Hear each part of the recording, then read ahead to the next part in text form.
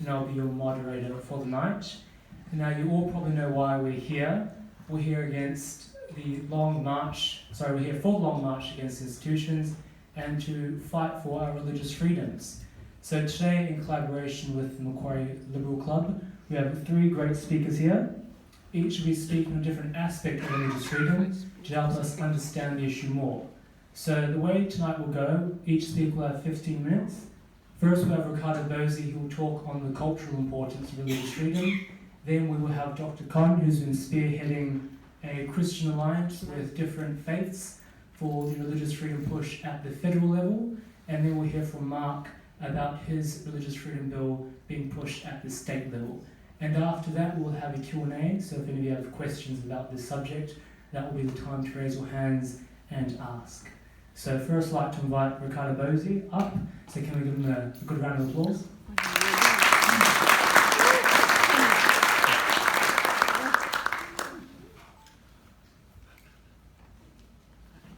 How's that? We hear it? Oh, good. All right, good evening, ladies and gentlemen. Thank you very much for taking time out of your busy schedule. You must be hardcore political junkies to be putting up with this here. And for fighting your way through Macquarie University, which is a maze. My name is, if you don't know me, my name is Riccardo Bosi. And with a name like that and a face like this, you'll be wondering, which ship did he just jump off? Parents came out from Italy in 1951, there's a couple of kids. By the time the decade was out, they had barely a word of English between them. Before the decade was out, they had the first non-English language radio program in Australia as a commercial venture trying to help the new Australians, as we were then called, integrate. Served 24 years in the Australian Army, which was tremendous fun. Finished up a light colonel in special ops, and since 2004 I've been consulting on leadership, strategy and innovation. So why am I here talking about this tonight?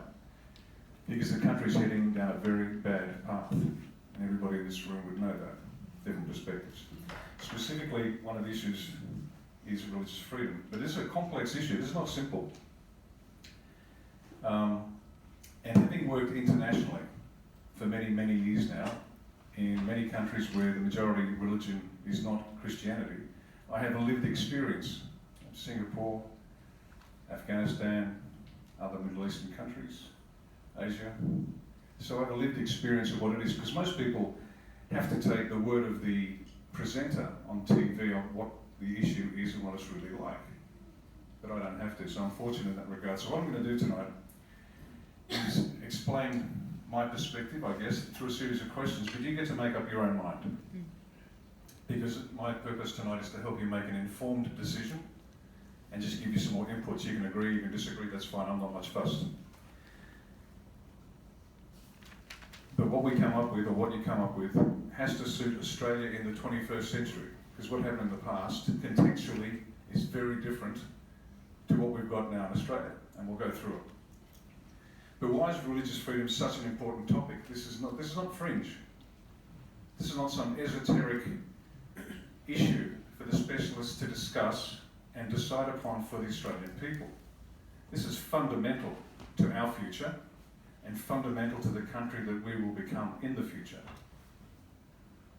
And to my mind, there's nothing more transformative than this issue. So we better pay attention. But the good news is, you get to decide. You get to decide. There are points in history in a nation's development where the time occurs where somebody has to make a decision. In the United States, it was in 1776, and they decided to create something. They took on the world's largest superpower and won. And at the height of their strength, Washington had no more than 20% of the population behind him. So we don't need everybody. Relax. We just need enough. We just need enough. But we have to decide this. Secondly, if you don't decide what it is, somebody else will do it for you.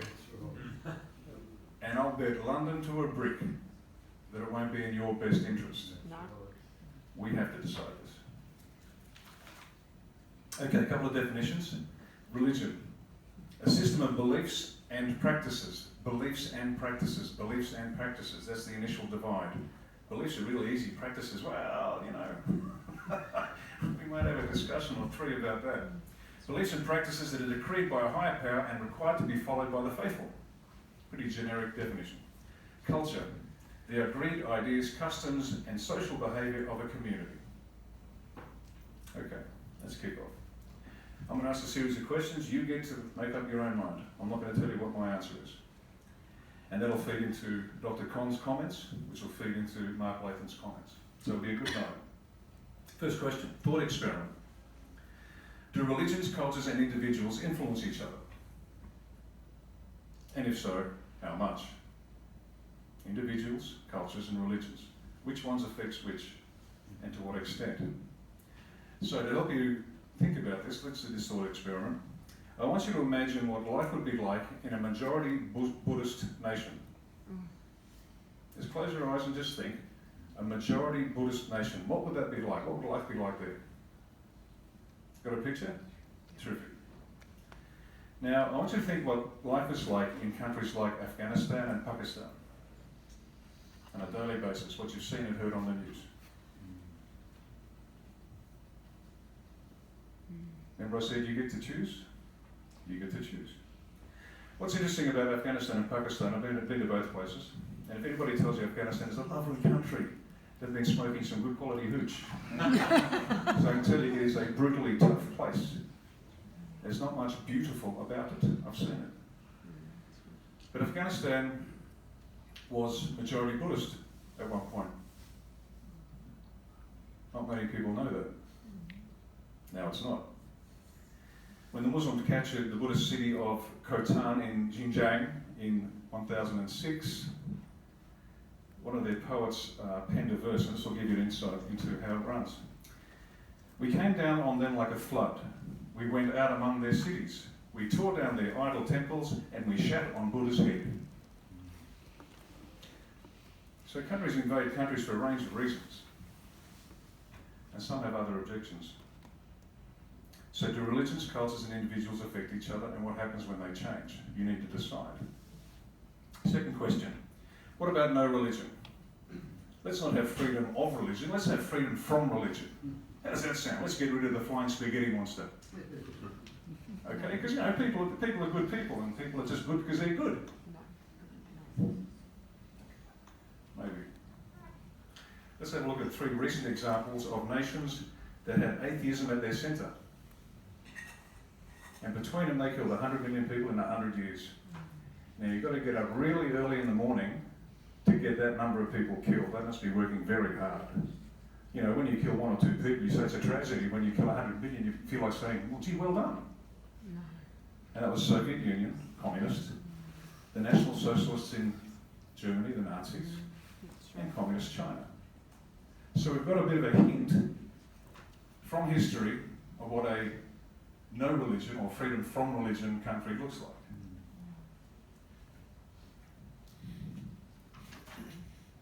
Another question. Where has religious freedom worked? Tolerance of all religions. Can you think of an example? Every religion is tolerated equally. Well, let me give you one. Let's go back in history again. Cyrus the Great, 6th century. His empire, the Achaemenid Empire, stretched from the Balkans to Central Asia. And at that time, it was the largest empire by per capita, with the largest percentage of the world's population under his control. Now, Cyrus the Great, they recently penned minted a coin in Israel. And they had Cyrus the Great's head alongside Donald Trump's head. And the reason for that is this, because Cyrus the Great allowed religious freedom to the extent where he helped the Jews return to Judea and funded the rebuilding of the temple in Jerusalem. So from the Jews' perspective, Cyrus was a good man. He wasn't a Jew, but he understood that they should be allowed to live their own lives according to their own beliefs. Mind you, there's some pretty clever politics in that too, because he needed a buffer between himself and Egypt. And he knew the Jews were good fighters. And so Cyrus did that, but it worked. It worked for him. But that's easy when you're a king.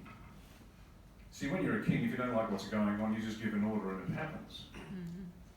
It's a little bit more difficult and complicated when you run a democracy where you have everybody with an opinion, which is equally valid. Regardless of its veracity or not, everyone gets a say. So it's a bit more tough.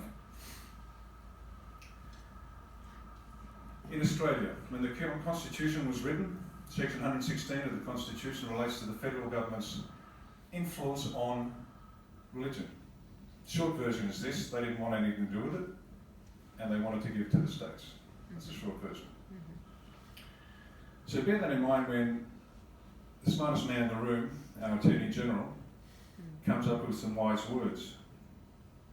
Because the role of the Constitution, the federal levels, have very little to do with religion, not control it.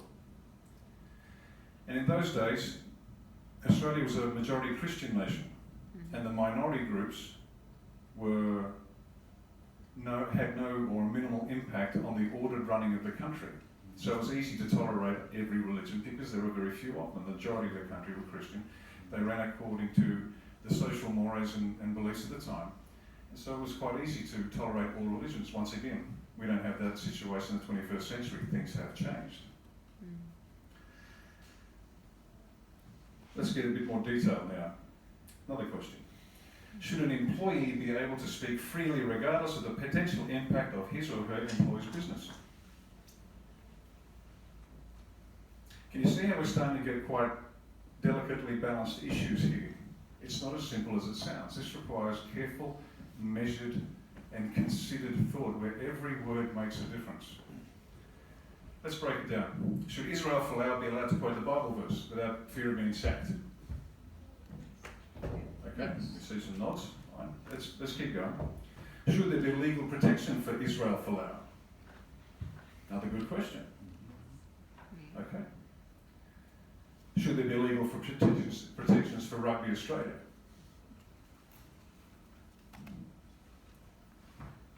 Who here runs a business or started a business? Anybody? Entrepreneurs? Good. You break your back doing that from scratch, don't you? I've done it several times. That's right. And I consult to major corporates on leadership strategy and innovation. One of the issues in crisis management, one of the big three that you've got to look at that strategic level, is protecting your reputation, your brand. It's everything. The moment your brand is trashed, I don't care, you go to the best people in the world, the best product in the world, best distribution in the world, means nothing. You have lost. So should Rugby Australia have legal protections?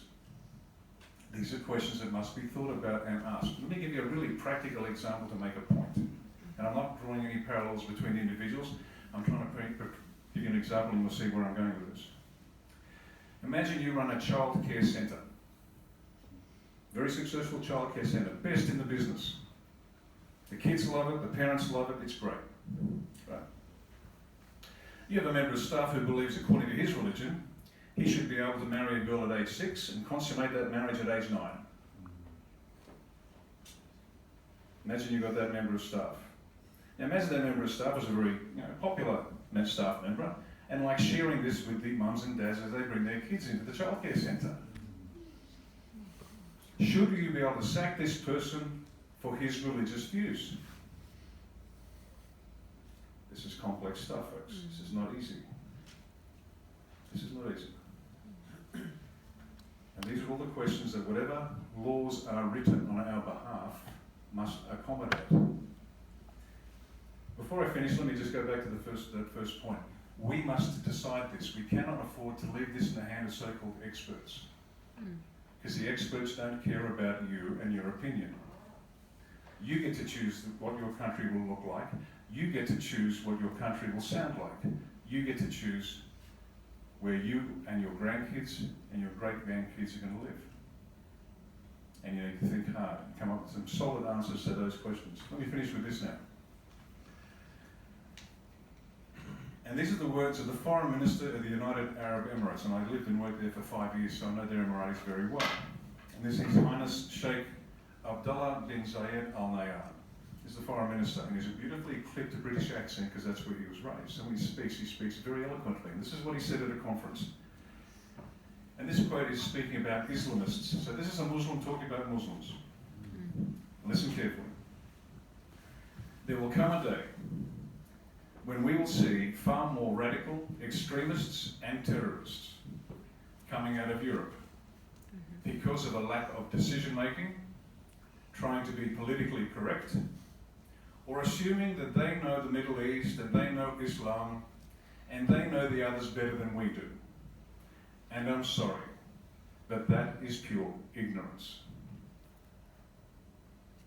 So that's the Emirati Foreign Minister talking about his co-religionists. Thank you very much.